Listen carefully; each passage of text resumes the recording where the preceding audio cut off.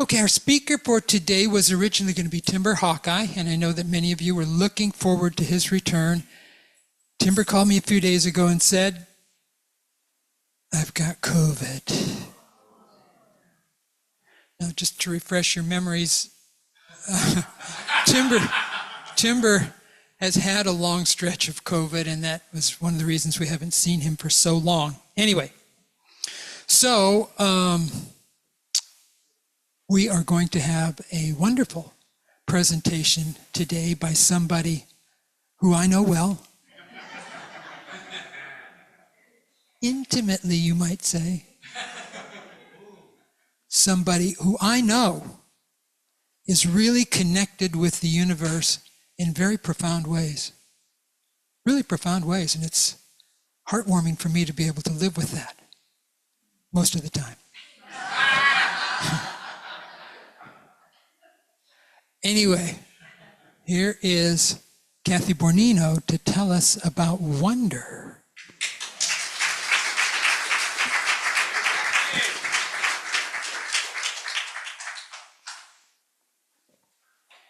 Good morning. Good morning. Well, and the theme for the month is wonder. We're still in this month. What a wonderful word wonder is. I love it.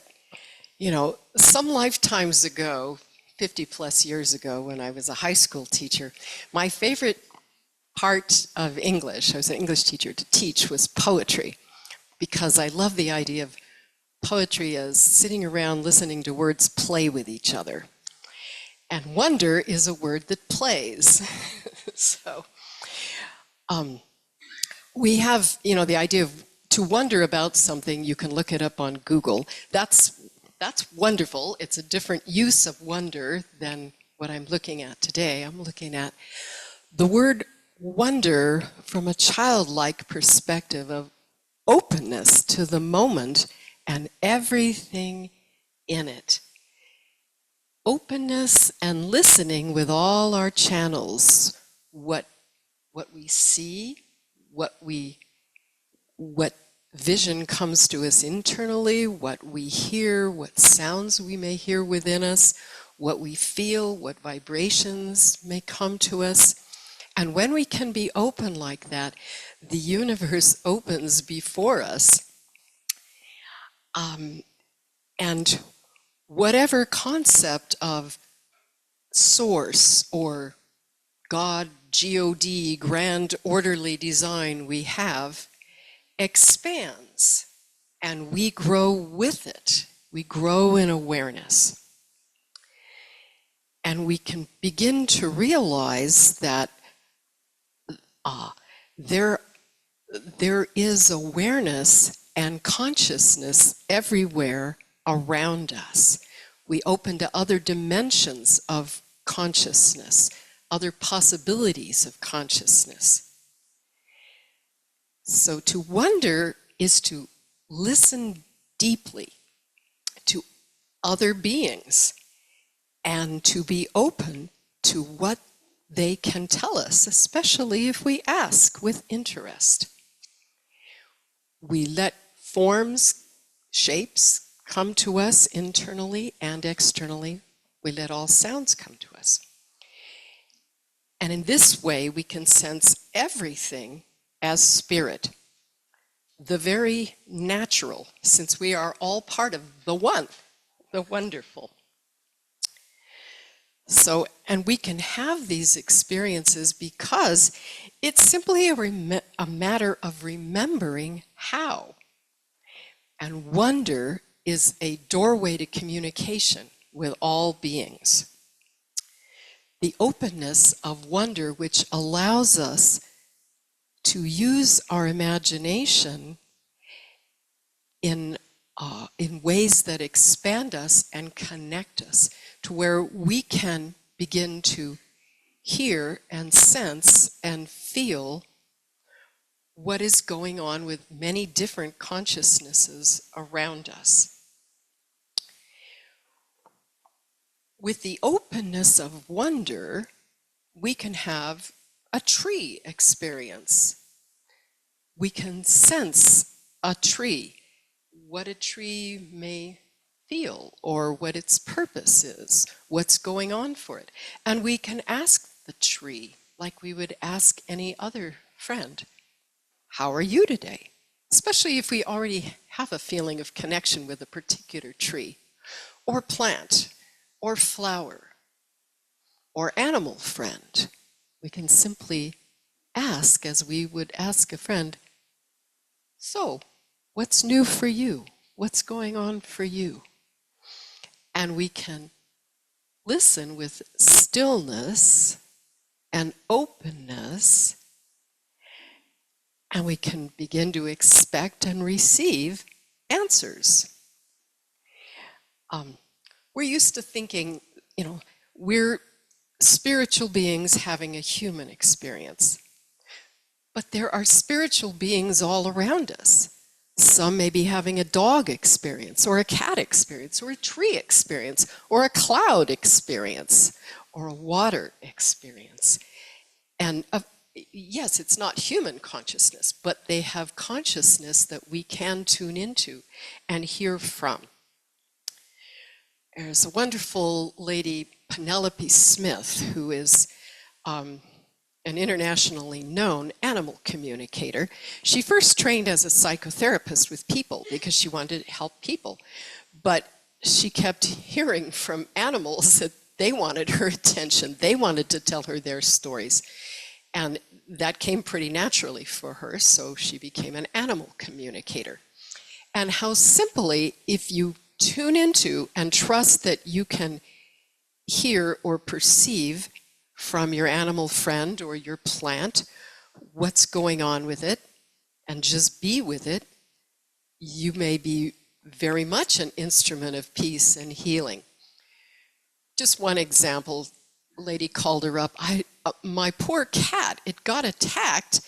I took it to the vet who cleaned out the wound and gave it an antibiotic.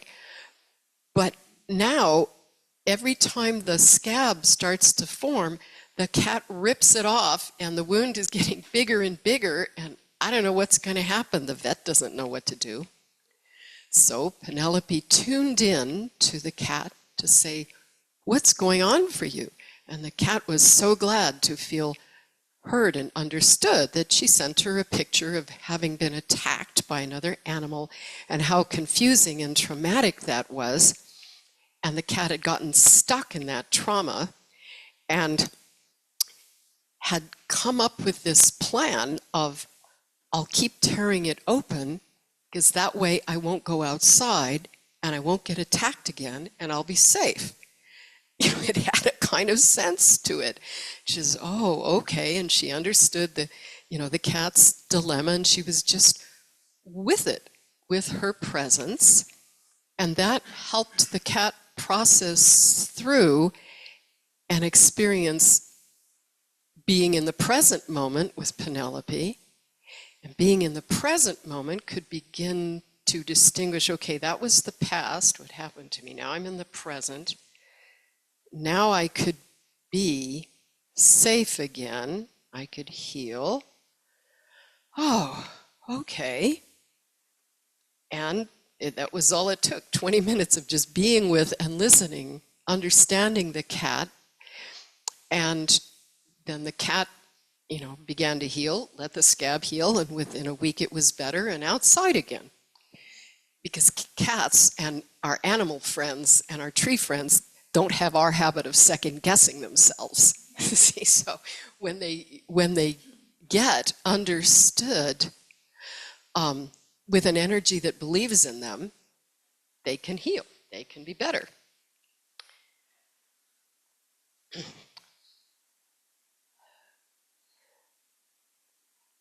Okay, so deep healing, deep listening expands us and grows us. It allows or facilitates us to help heal and evolve our world around it and us along with it. We are all eternal loving light, so when we bring that awareness with deep listening, openness to our world, to the stream near us, to trees, to animals, to birds, they can pick up that energy, and if we listen, they are often quite eager to tell us about themselves because we all want to feel understood. It's just a natural phenomenon for all beings. So why aren't we just doing this naturally all the time? You know, this kind of communication. Well, we have resistance to this, partly because we don't realize we can do it. It's a natural capacity.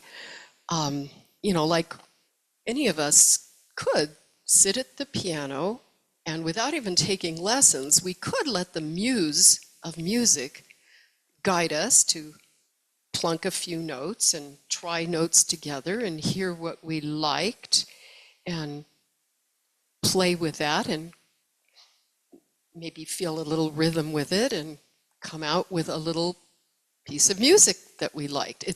It's natural.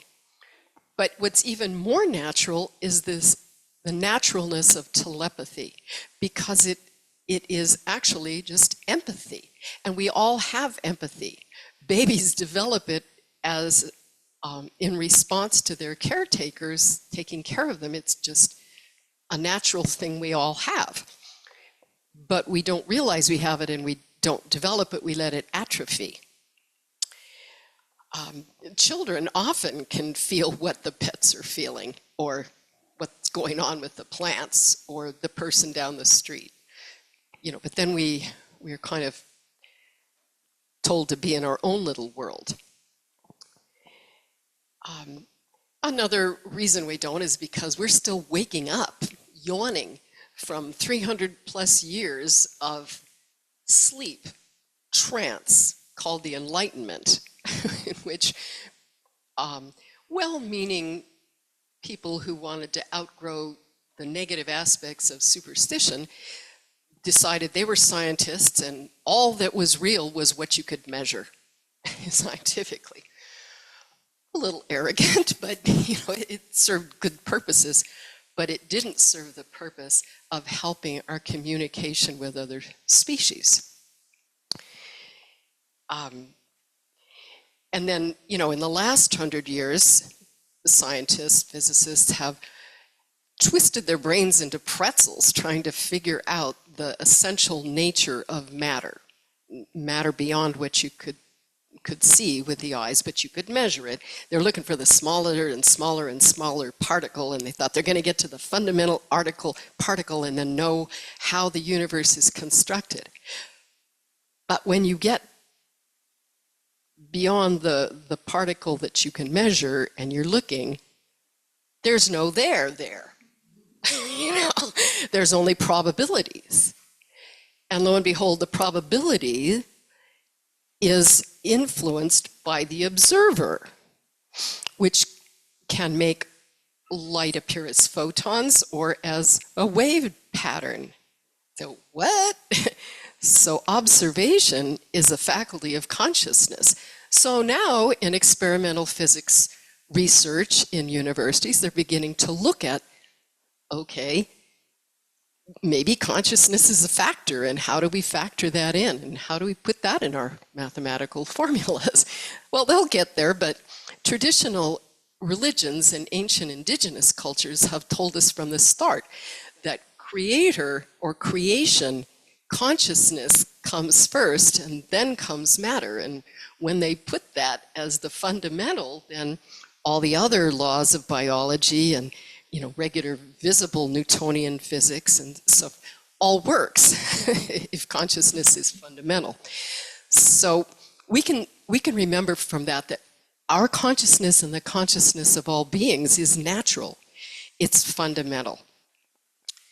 Another reason why we block what's natural is we have the idea that only people have ideas and feelings and agendas. Well, that's another blindness. We think that we're superior beings, and those are human qualities. We think we sit at the top of the pyramid. Well, another way of looking at that pyramid is we're at the top because we're the ones most dependent on everything else. So it's good if we return to a point of more humility That's another great word, comes from humus, the soil. So if we are more grounded and humble, that helps us to open to the consciousness of other things. Another reason we don't let telepathy just operate naturally is we have been trained to be afraid of information coming in. Wait a minute, if I'm hearing the trees talk to me, am I crazy? You know, a lot of us play with the perceptions of the parking angel, right? Which a lot of the time means we're just more observant, looking for a parking space. But I had an experience. I met a friend in San Francisco. We were going to dinner, and he warned me, you know, parking is tricky around this restaurant. Okay. So, you know, I get near it. I knew from my GPS I was near it. I said, okay, well, you know, now what I'm going to do. And I heard a voice clearly said, drive to the end of this block. Okay. Now turn right. Okay. Now drive to the end of this block and turn right. Okay, I did that. Now drive slowly. Now stop. Wait. And sure enough, some lights came on a car and it backed out and I got a parking space. And I pulled in and I go, okay, what was that? And I heard this, you know, voice with an ironic twist of humor. That's because you're not afraid of the parking angel. Oh, okay. You know, when I was in college, you take the MMPI and you score, and they say, well, you know, you score kind of high on this one that relates to schizophrenia. What's that about? And I go, I don't know. I knew perfectly well it's from hearing things, but it doesn't mean you're crazy. It means that you haven't completely let atrophy a natural faculty that we all have that isn't going to hurt us at all. It's our way to bring healing to our world and heal and expand ourselves. So how do we do this then?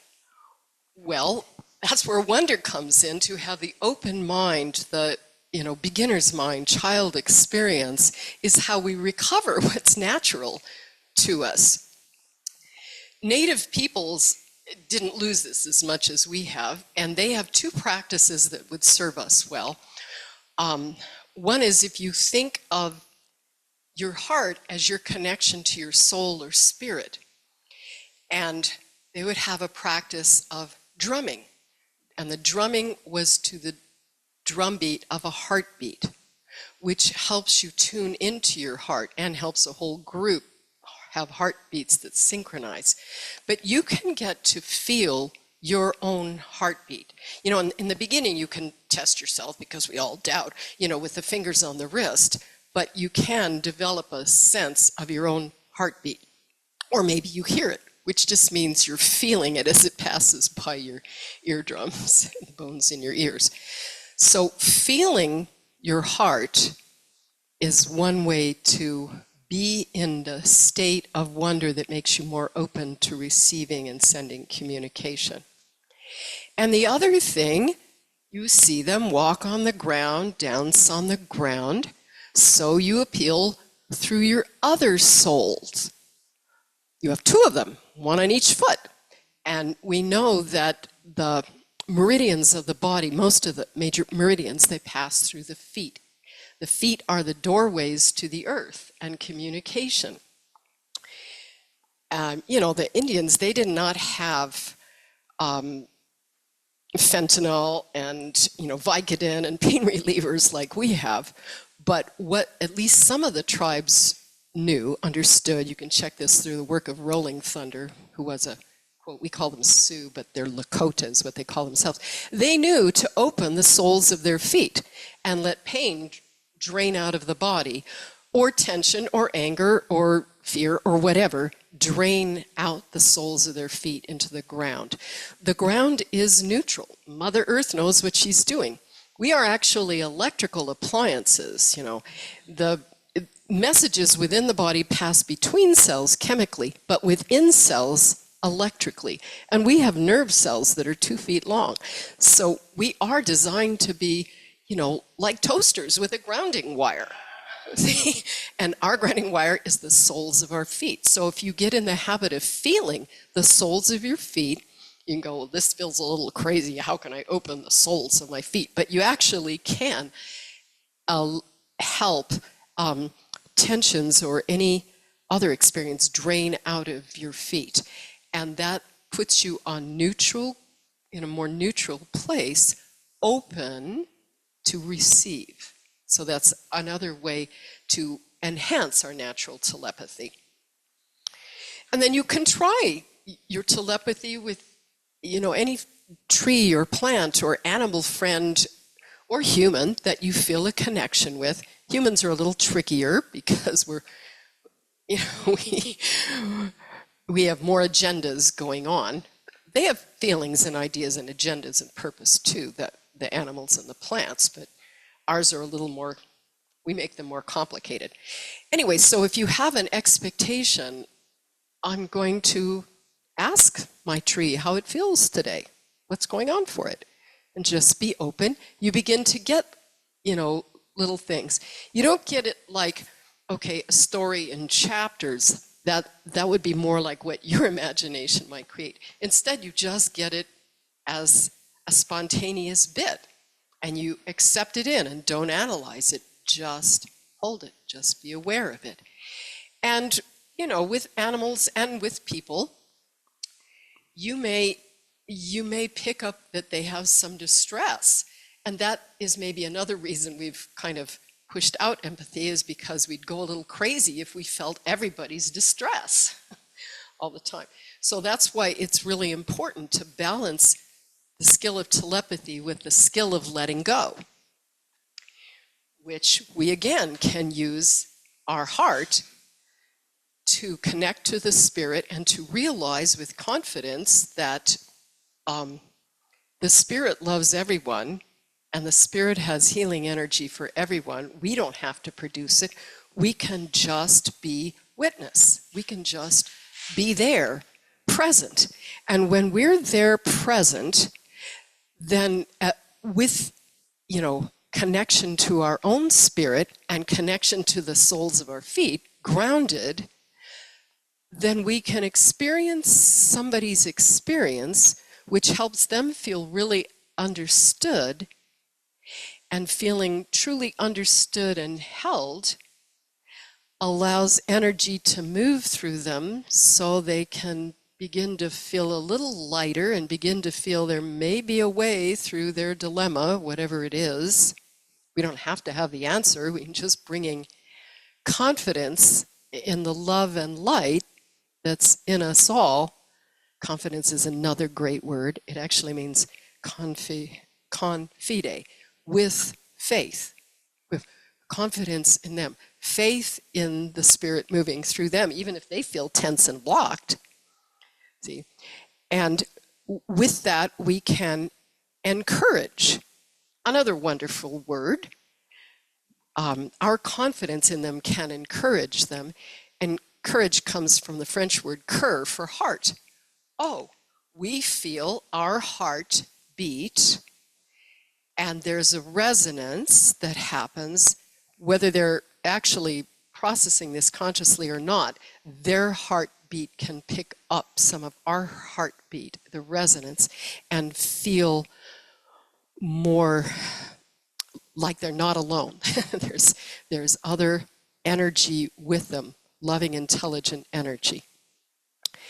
And also, by staying aware of our other soles, of our feet, and feeling them, we can, if we register someone's distress, we can let that distress, we know it, we understand it, we convey that, but then we let that drain out of our bodies, because we don't need to keep anybody's distress. That doesn't do anybody any good. But by letting that drain out of our bodies, sets up a resonance whereby they may be more able to be grounded. Whether they actually feel their feet or not, they may be more able to feel grounded. Telepathy works two ways, sending, receiving. So, let's see, that kind of reassurance. So we would just encourage, as you go about your week, let's see, about a few more minutes, I would tell you about connecting to the intelligence of water. But I'm just going to mention, so you can look for this online or on YouTube, Veda Austin's work with the secret intelligence of water. Because water is also intelligent, and it's there to help us, and we could help it help us. You know, there's a lot of fires in Canada and California. It's about time we could use people who communicate with fire. You know, native Californians knew how to do that better. There's a guy whose work you can look on FMBR, which is, it's a YouTube, it's a, people, you know, groups, organizations can have their own station on YouTube. So this is a YouTube station, FMBR, Foundation for Mind-Body Research. And the work of Peter Coy, who is both, or Peter May, sorry, Peter May, who is both a firefighter himself and a fire whisperer. And when they, and so there's a great episode on how he helped finally calm the fires in Utah that just wouldn't quit. So, and for the naturalness of really developed telepathy, it's a fascinating story to read the story of this photographer whose plane went down in the Amazon, and he wound up in this tribe of Amazon Indians who mostly communicated with telepathy. And his book is Amazon Beaming, Petro Propescu.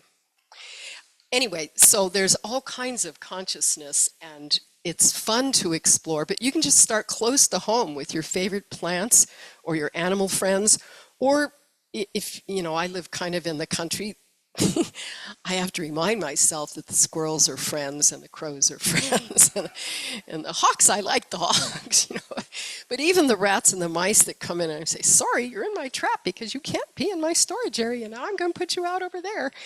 You know, they're all a level that we can have a kinship with. And the more we treat them with understanding and love and say, hey, listen, we both got to live here. So you got to make this work for both of us. You know, here's what I'm going to do. Here's what I'd like you to do. And see if we can get their cooperation. That kind of working in kinship makes us healthier and larger than going, well, darn it, I'm going to blow that gopher up with the gopher bomb. You know. Okay, so try that this week. See how much you can just be quiet, learn to feel your heartbeat and the soles of your feet. You know, go barefoot and wiggle them in the dirt or the grass. Our little dog just, he just goes wild with joy when he gets on grass. His whole body dances and laughs, and you know, and that's what's natural for us if we let it be. And then that opens the doors to that kind of communication. And if we open to whatever we get and don't, you know, go, oh, that's silly. You know, we just open with it and hold it, then we get more because they send us more, because they all want to feel understood and acknowledged and blessed like we do. So you are telepathic. Try it.